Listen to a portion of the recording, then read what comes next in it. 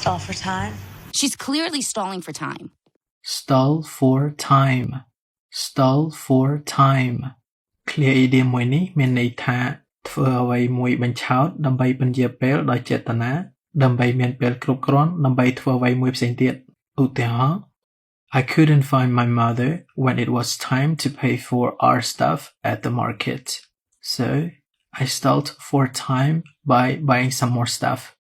I couldn't find my mother when it was time to pay for our stuff at the market. So I stalled for time by buying some more stuff.